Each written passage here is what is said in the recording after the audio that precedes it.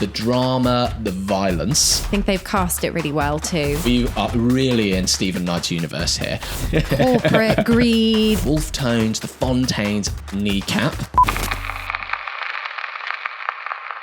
Hey guys, this is Cut to the Take. Now grab yourself a pint of Guinness because we're going to be talking House of Guinness.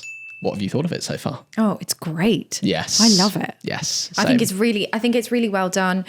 I think we spoke about it. It's like Penny Dreadful. Yep. Combined with Peaky Blinders. Yeah. Combined with Succession. Well, thank you for bringing that up. I was actually going to say, what do you think about the Succession comparison? So it has been compared to Succession. We've got the sort of the premise of 4 wealthy children, who are passed down this legacy by their father. Yeah. And their father is still dictating things from beyond the grave. Yeah.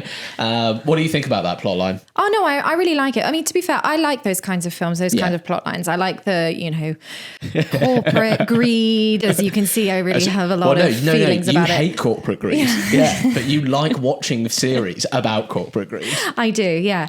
Financial crime, corporate greed, newspaper crime, all of those kinds of things. So that's really in my wheelhouse of what I like to watch. Anything that like reveals secrets is like your thing. I really like that. Yeah. So this is right up my street. Interestingly, we had finished watching The Hack just before this, and then came on to House of Guinness.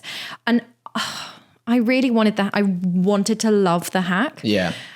But it just didn't satisfy my corporate greed need as much as House of Guinness is doing at the moment. I think the Hack, Jack Thorne obviously just won, the Emmys for writing Adolescence, and it was fantastic. But I think with The Hack is the episodes I was really interested in is when we were actually following the Guardian journalists, actually like uncovering the news of the world scandal. But when it just went to like the story with the police officer and stuff, I know it was a big part of the scandal, but that's where I lost interest. Yeah, episode 2 and episode 4 really dragged for me. Yes. And I didn't want to be taken that far out of the story in The Hack.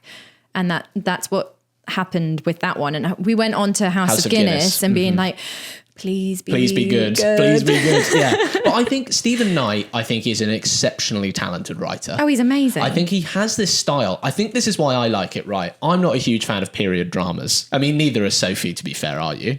No, I do. Well, you don't watch Downton Abbey, do you? I do. You just don't know. Oh, wow. Well, I've learned something new. I've watched all of Downton Abbey. Okay. Yeah. Cool. Great. So I've learned that. But I feel like I'm not a massive fan. Okay, me personally, I'm not a huge fan of period dramas. Yeah. But one thing I love about Stephen Knight is that he has a look and feel. Yeah, right? He does. When he creates, and because he's created and written the show, I feel like we are really in Stephen Knight's universe here. I feel like he just blends like the period style, the drama, the violence. Yeah. Right? He has this like grit about him. It reminds me a bit of like Guy Ritchie's sort of style in a way. But better. Better. Yeah, definitely better. But sharp tailoring, like nice strong outfit. And I find that he always does focus a lot on the class system. That's like a theme that I think occurs a lot in Stephen Knight programs. Yeah, it does. I mean, the dialogue in this is brilliant as well. And I think they've cast it really well too. I agree. And I feel like that's the thing. I'm not necessarily a huge fan of period dramas, but he's just brought in like this level of attitude to those characters, which I think it's just so amazing. Like I think about the music choices. Well, I was going to say the music choices. I think we've got bands like the Wolf Tones, the Fontaines, Kneecap, right? It just works, It's just like in a period drama, it's like it's very Romeo plus Juliet. It's very Baz Luhrmann Romeo plus Juliet. You did bring up that comparison, and I'd have to agree with that. Baz Luhrmann has a knack for it, right? Yeah. Like Baz Luhrmann's Romeo and Juliet, I think, is the best adaptation ever of Romeo and Juliet. Oh yeah, I agree. From my personal opinion, I think.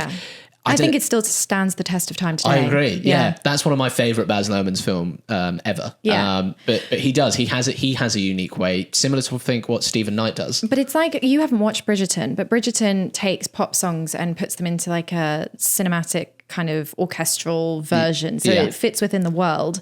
But it's pop songs, right? Of today. Mm-hmm. And I think it's really interesting that we've got a lot of these, films, shows that are going back in time and bringing the modern into it through the song choices. Yeah, absolutely. But this one felt like it wasn't just bringing the modern into it in terms of song choices. It was also bringing the politics into it as well. Absolutely, yeah, because obviously it looks at Ireland at the time, which was, extremely separated. And it makes it more raw, I think. Yeah. Yeah. It makes it really raw and just punk and gritty. Yeah. No, it's brilliant. It's a brilliant show. We're only like 3 episodes in, aren't we? Yeah, so we've still got a long way to go to finish it. I think there's 8 episodes.